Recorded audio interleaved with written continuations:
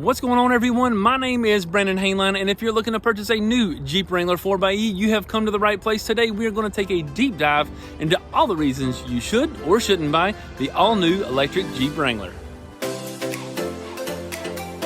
The $58,000. Now here we have a level 2 charger. We're going to find out right here. Let's take a test drive. I've got 1,031 miles on electric only. That's got some get up right there now. Now today we're going to find out, is this vehicle right for you? Now I'm sitting in the all-new electric Jeep Wrangler Hybrid, and there are a lot of features that the 4xe offers that the other Wranglers just don't have. Now I'm not going to just talk about these features. I'm going to take a deep dive into the actual ownership of the vehicle. As you see, I've owned this vehicle for over a month now, and there's a lot of things that the other Jeep Wrangler reviews are just not telling you. Now, we'll have to say that this video is a little longer than normal for me, but if you're looking to purchase a new Jeep Wrangler 4xe, you must watch till the end. There's so much great information here that will help you decide if you want to purchase this or not. You guys, we're going to be talking about some of the basic stuff here, badging. We're going to go over engine specifications, some of the hybrid pages and pricing of the vehicle. But really where I want to get into is taking a deep dive into the warranty. You know, has anybody been talking about how many miles do you get on a full tank of charge? How to disconnect the battery when you're going to put accessories on, okay? What about the new noises that the Wrangler makes? Maintenance? Anybody talking about the $7,500 tax credit? Level 1 and 2 charge. We're going to go over the safety features and a lot more. Now we got that out of the way, let's get started. Now let's go ahead and talk about the badging. This is a Sahara sitting in front of you. Now if you take a look at the Rubicon is the only one that has the hood decal with the electric blue outline. Now it also has the Rubicon here on the hood, which is outlined in that electric blue. Now if you look at the Sahara here, it's a little bit different. The Sahara does not have the painted tow hooks on the front or the rear, but both the Rubicon and the High Altitude do have the painted tow hooks. Now all of the 4xes do have the electric blue Wrangler Unlimited along with the Jeep outline. It's kind of hard to see it on this Hydro Blue, but as you can see here, there's a blue outline on this Jeep right here. Now having that said, the badging also is in the back here. It says 4xe. Now guys, this is basic stuff. We're not going to talk about this too much. Now this is a 2021 Jeep Wrangler Unlimited Sahara 4xe. It does start at the $47,995 price range. Now keep in mind, all these options here are standard. These are your standard options, along with this right here is your standard options. And these right here are the optional equipment. Now, if you would like to pause and take a look at these standard features, feel free to do that. Now, with this optional equipment, that brings the total price up to $58,220. Let's take a look at the warranty here. Now, it does come with your basic 5-year, 60,000-mile powertrain warranty. That covers the engine, transmission, and driveline. It does have a 10-year, 100,000-mile hybrid system warranty. Okay, the hybrid system is the things that control the hybrid battery. Now the battery itself also has a 10-year 100,000-mile warranty. Now you do have the 3-year 36,000-mile warranty on the basic warranty on the vehicle, just like all the other Jeep Wranglers have. Now if you take a look up here in the fuel economy range, this says 49 mpge. All this stuff really doesn't matter. We're going to take a look at that here in a little bit. This is what matters. All electric range, 21 miles. That's really not that great, but is a great start for Jeep. And I think they've done a wonderful job on putting this 17 kilowatt battery in here to get us 20 miles of electricity. Now let's talk about some of the weird noises that you're going to have on the 4xe that's not on the normal Wrangler. Now the noises can get really funky on the new 4xe, and as the vehicle just sits here in the run position, it's really quiet. Now the only thing you can really hear is over here in the driver's well area is the power steering pump. If you listen closely, you can hear it.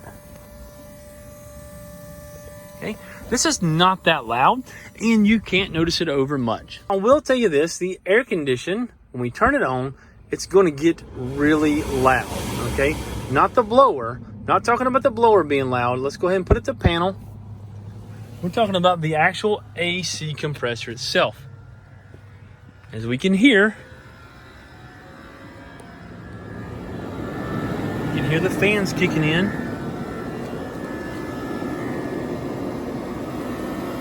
But you can also hear that AC compressor is kind of loud. Now this AC compressor can get extremely loud, a lot louder than it currently is in hotter conditions when the AC compressor has to run more. Now I'm going to go ahead and cut the air conditioner off, and I'm going to pull it down into drive, and I'm going to show you the pedestrian module, what it sounds like. It is also over in the right front fender well. And as you can hear, it's a little droning type of noise. You can also hear that high-pitched power steering pump. Now this is a first for the Jeep Wrangler. This is a new electric fuel door. The Jeep Wrangler has never had that, but when we push it, as you can see, there was just a small delay there in the electric opening of that. It wants to make sure that we depressurize the system before you're allowed to open up that gas tank. Now this could take from anywhere from 10 up to 15 seconds. So just beware that if it does take a while to open, there is not something wrong with it. Now, if for some reason this fuel door actuator is broken, we also have a safety right here. We can pop this open. Oh, that's how you do it. And we can pull this string, which opens up that door on the outside. That's just a manual release, and that's something you'll need to know also. Now let's go ahead and talk about the changes underneath the hood. The 2-liter is the standard 2-liter that we're already using in the JL and the JT Gladiator. Now the motor generator unit, which is right down in this area, as you can see, there are some orange wires, some heavy orange wires over there. That is the high voltage system. This is the actual starter that uses to start the engine. Okay, this can actually help propel the vehicle a little bit. Over here on the driver's side, you will see this thing here. This is the AC compressor. Now, we'll be talking a little bit more about this later on, but this is driven by also the high voltage system. This is a 300 volt DC AC compressor. Now, the AC compressor can work while the engine is not running, so that's a really cool feature. We also have this orange wire here that you notice. That's the biggest notice here. That is for our charging door on the outside here. We'll get to that later also. Now, as you can see, we have a new coolant reservoir here, and there is a special little tab right here that you have to, this is a safety tab. This little piece right here, you have to line that piece up, okay, with the hole right there. Put a little screwdriver in that, and then you're able to turn this off. This is for your battery cooling system. This is for the motor generator unit and a few other things. And this is for the engine cooling system. Now, keep in mind, guys, when you are adding accessories and you need to disconnect this negative battery cable, there is a special procedure that you need to follow that is in your owner's manual. We have to disable the other module that actually charges this battery, or we could cause some fuses to blow. Now, we'll leave a link up in the top corner up here of the video that I did previously that'll show you how to do that the right way. Now, there are a few changes to the climate control itself. The air condition is now fully electric. This can run with the engine off. Remember me telling you it's a 300 volt DC compressor. So this AC can run. You can have cold air, okay, when the engine is not running. This is a great feature for the summertime. Now, just the opposite of air conditioning, we do have the heat. There is a cabin control module that actually keeps the cabin warm. If it's below a certain temperature, it'll actually provide instant heat on a remote start session. Now, some of you may wonder, where do they keep the electric high voltage battery? And that is underneath the passenger rear seats. Now, as you can see here, there's a lot of warning labels. Do not stand, don't open up, a lot of different things. This is your high voltage access. There's no need to get in here. And as you can see right here, I'm going to take a little quick peek. Max voltage, 408 volts. Guys, now that is not AC voltage. That is DC voltage, which can be very dangerous if you try to mess with this. And also, as you can see there, 17 and a half actually, kilowatt battery.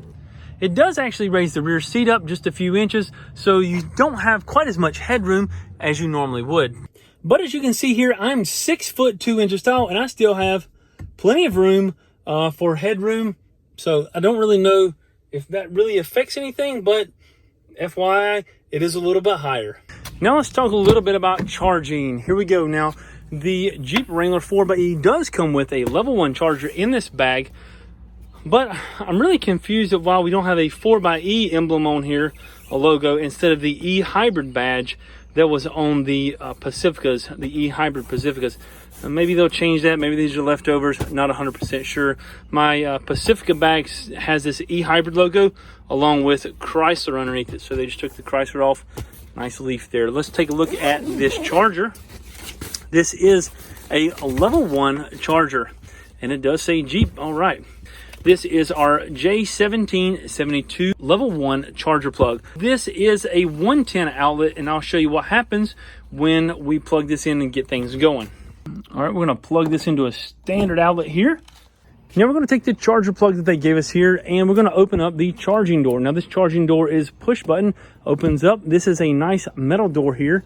It feels real good, and it has this plug here that a lot of other EVs do not have. Now let's go ahead and plug this in and see what we got. As you can see here, right here is an indicator light here. All right, and it is flashing red for some reason. Okay, that's a problem. All right, so here we go, guys. This is what you need to know. This is flashing red. That means there's an error. There's an error. So these two lights on the end, if you see those, we're going to call those goalposts. If you see the two lights blinking on the end, that means that there is an error. Now, is there something wrong with this charger? I'm not 100% sure, but I have had this happen to me on my Pacifica Hybrid. So I think it could be the actual outlet that's not grounded. Let's try a different outlet. All right, let's try this one. So now that I've got that plugged in, I'm going to try this again, see what we got. And all right, we don't have the goalpost.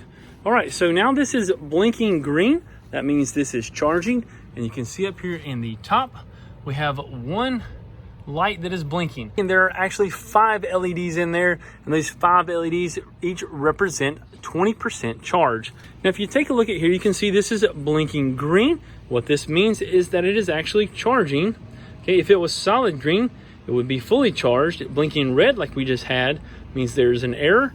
And the blinking blue means that it is on a timer. We'll talk about this more when we get to the hybrid pages.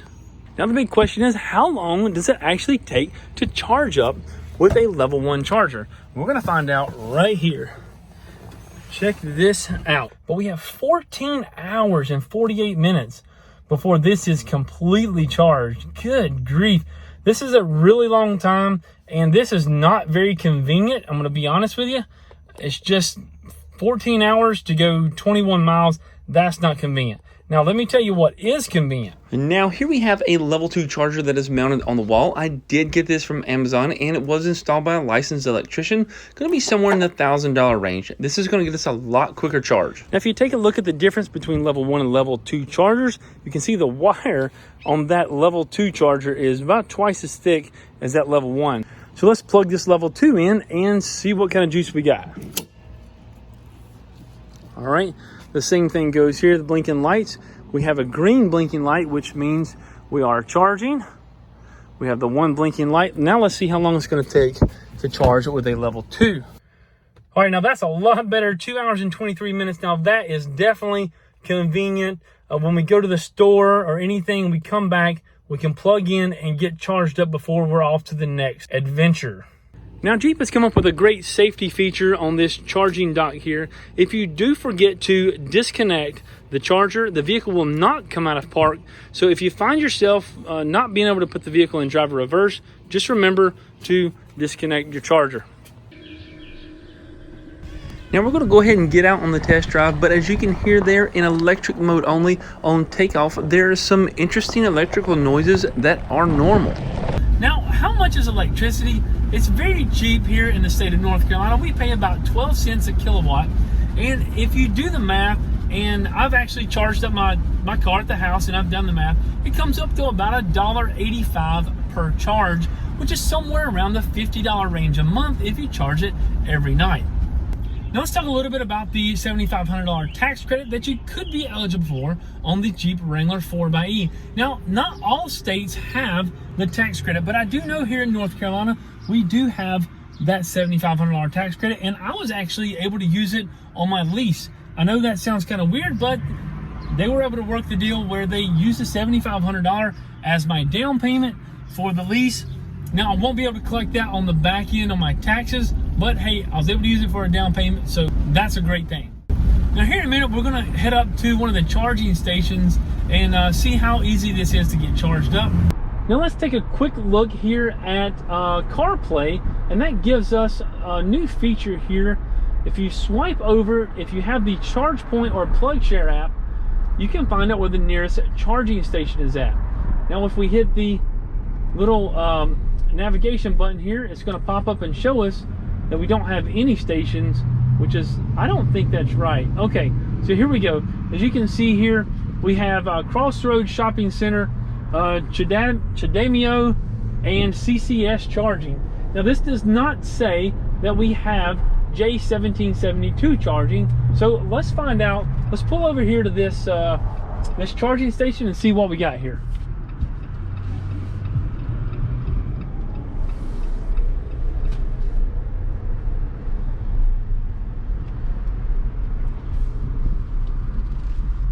All right, as I'm pulling into this charging station, I can see a couple of vehicles are charging, or maybe they're not actually. Nope, we just got a bunch of people just sitting here. Wow. Oh no, he is charged in the front. We're going to take a look at that. All right, so I want to find out if we can charge here at this station. We're going to pull over here into this no parking except while charging. All right. Now, as you can see, the Jeep Wrangler here takes the J1772 charger, but this charging station only has the CCS combo. This charger will not fit the Jeep Wrangler Hybrid. As you can see, this vehicle here is plugged into the front. Yeah, man, I'm just doing a video for everybody. A lot of people do need information. What kind of, I didn't know they named the license for it. Yeah, Jeep Wrangler Hybrid, plug-in hybrid. It's only got a 17 kilowatt battery, but it gives me about 25 miles out per period. Now that guy there was pretty cool. He has a Bolt EV. He takes the CCS charger, and he gets around 220 miles on a full charge. The guy's actually from Texas, so obviously you can drive long distance. He said that there's chargers that are about 100 miles apart. Electrify America has done that. Good job for them. They've actually done a great job with that. Now if we come back here to the CarPlay and go to the PlugShare app, we can see here that we have that's where we just were, the Crossroads Shopping Center that has the Chademio, whatever how you say it, and the CCS charging. But right here is Inglesmart with a J1772. That's what we need right there, and it's going to show you exactly how to get there. We're going to go there and see how easy it is to charge up. I can already see it right up here. Now check that out. It is right there. There's a couple green posts. It gives us the sign that there is a charging station right here. And now when we come to the grocery store, we can charge up our Jeep Wrangler. Now here we are at a charging station that does have a J1772 charger. Now you can see here there is no credit card swipe or anything like that. So this one is actually free. And the PlugShare app or the ChargePoint app will actually tell you if you got to pay. So this is just your standard plug, and you're gonna plug it in right here, and let's see if we get the green lights. All right, we're blinking green here. We're blinking up here. All right, so this one blinking light means that we have somewhere between 0 and 20%. Now let's talk about these three switches that are directly underneath the headlamp switch. These are new to the 4xE. Now let's first start off with the hybrid. We're going to press the hybrid button, and as you can see right here, it says hybrid mode automatically adapts to the most efficient driving. Now there's a couple ways to tell what mode you're in. As you can see down here in the corner, right there it says hybrid. Okay, now if I select electric, it's going to hit electric, and then also eSave, it's going to turn to eSave. Now in this, you just saw the engine just start up right there when I hit the eSave button. Now in the hybrid information, you can actually scroll over, and this here kind of tells you what mode you're in. Now we're in eSave mode right now, in eDrive mode. That's going to actually charge up the battery. We'll talk a little bit more about that in just a moment. but I want to talk about the hybrid mode. Hybrid mode is actually the default mode for the 4xe. Now we take the engine and the electric motors and we work together to get our best fuel economy. So the engine is not always running and the electric motors are not always running, but you will notice they will always flip-flop back and forth. Now when we select this electric mode right here, you'll see that it pops up right here and says saves fuel for later use. Now that pretty much does exactly what it says it does. Saves the fuel for later use. It uses as much electricity as possible and it tries not to use the engine. Now there are times when you have to use the engine if you really get into the throttle or it's too cold outside or there's a lot of different conditions that the engine may run in. And actually one that you don't know, if the engine hasn't run in a long time, it'll actually start the engine so that the fuel doesn't get stale. Interesting fact, but it is true. Now moving on to eSave, when we click that eSave button, you can see the engine just started up right there. Now, one thing we want to know here is we want to go to our hybrid pages. When we click our hybrid pages, we want to go to eSave right here. This eSave, we have two different options here. We can either save the battery, so it's going to keep the battery at its current level. Let's say we're currently now at 49%. It's going to keep it at 49%. It's not going to use the battery at all. It's just going to run the engine all the time. Now here, we can hit battery charge, and what this does is it uses the regeneration and it uses everything it can to actually increase the battery level.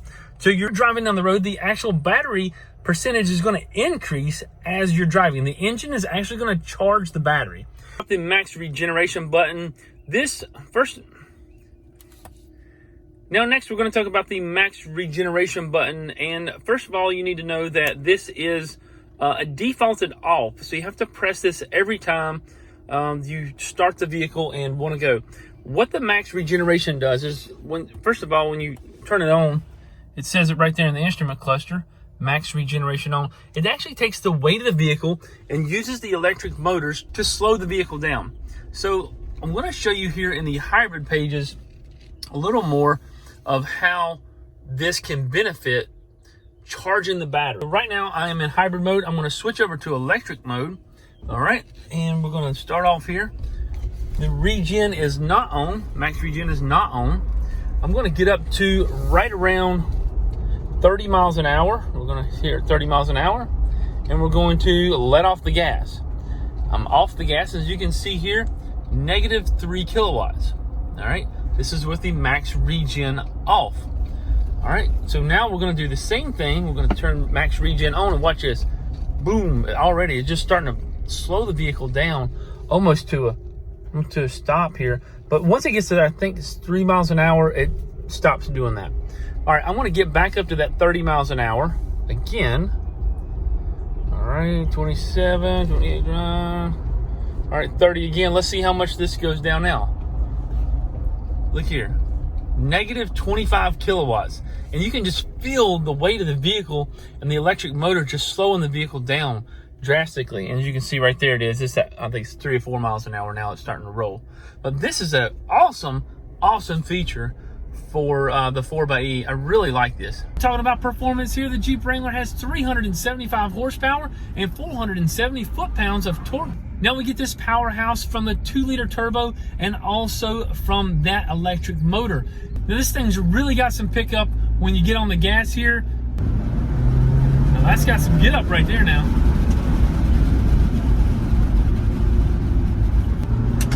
Now look at that, there we go. Now let's talk a little bit about maintenance. And no one's talking about maintenance on the 4xe. Now on the 4xe, what is different? There's really only two things that are different, which is the antifreeze and the oil changes. So the antifreeze, we've added a coolant reservoir that has to be changed out every 100,000 miles or 10 years.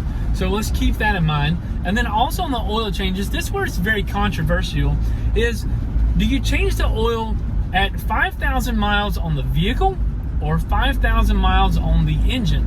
Now, what do you prefer? Make sure you comment down below. What do you think? Me personally, I want to do 5,000 miles on the actual engine itself, which is going to put me somewhere in the 7,500 to almost 10,000 miles on the actual car before we change the oil. Now, some people may say that's too long. Hey, maybe I might go 3, I don't know. Let me know what you think down in the comments below. Now we're going to take a look at the hybrid pages here. Now starting off, as you can see up here, it tells you what mode you're in, electric. I want to switch over to hybrid, okay? And then it shows you e-save there. Now when you hit e-save, you can see the engine kicks on. Now these little arrows right here, okay, tell you the flow of basically the transfer of energy. Which way is the energy flowing, okay? So when it's in this e-save mode, the engine is actually the orangish color, and it's showing you that the power transfer of energy is going from the engine to the wheels. Now if we pull it down into 4 high, you can see it shows all 4 wheels.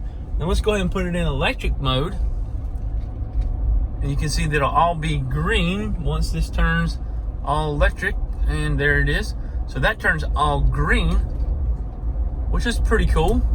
You see all the little arrows. Now whenever you let off the gas, you're in max generations, you can see the arrows change. That means that we're charging the battery. We're taking all the energy from stopping the vehicle and putting it right into that battery. As you can see here in the driving history, we have this nice little graph here. Anything in the green is electric miles, and anything here in the yellow means that the engine was running at the time. So, you know, this is a pretty awesome thing that you can look at. Next down is the charging schedule. Now you would use this if you have different rates at night versus during the day. So basically you would enable this, okay? And then you would set the time on weekdays. You would come in here and set it up to start maybe at 12 midnight. And then it would run all the way until, let's just say, you know, it takes 3 hours. There you go, 3 or 4 a.m. All right. So, or charge until full. There you go. Charge until full. All right. Come back here. Save schedule. Yes. So now if you have it plugged in, it actually won't charge until this time it hits. Now you can set the weekdays and the weekends for different charge rates. I'm actually going to turn that back off because my rates are always the same. Now guys, you can really get some good gas mileage out of the Jeep Wrangler 4xe. Currently I have 2,267 miles on it, but on this trip odometer, I have 2,254 miles. That's the difference of when I purchased it. I have not reset this monitor yet. And over the life of this vehicle of 2,000 miles, I've gotten 31 miles a gallon. Now, I have gotten over 700 miles to a tank of gas. Now, as you can see here for the entire vehicle, I've got 2,200 miles, but I've only got 1,000, almost 1,100 miles on the engine and 1,100 miles in electric only. So this engine only has 1,092 miles on it. Now guys, some of you actually wonder what happens if you actually run out of gas and you have electricity. Well, I did do that, and I'll leave that video up in the top right corner for you to check out. It's really awesome to find out what happens. It actually gives you some warning messages, some really weird warning messages. Guys, if you didn't know, there's a turtle that comes up about right in here, and this turtle is a warning message that it means it's actually going to reduce the power of the vehicle to get you out to a safe place. Now guys, what are my thoughts? Should you buy it? Should you not? My personal opinion is yes. Guys, this is an awesome vehicle. It's so versatile and it looks great, and you can get, you know, over 30 miles to the gallon. If you didn't hear back in one of my other videos, over 700 miles to the tank of gas. Because if you charge in the morning and you're able to charge at work or in the afternoon, wherever you're at, guys, you can go a long ways. There's some people that's getting over 80 miles to the gallon on the Jeep Wrangler 4xe. Guys, if you know anyone that is looking to purchase a Jeep 4xe, make sure that you send them this video and give it a huge thumbs up. Thanks, guys, and have a great day. And like I always said, I hope you're smarter now than you were when you started this video, guys. Have a great day.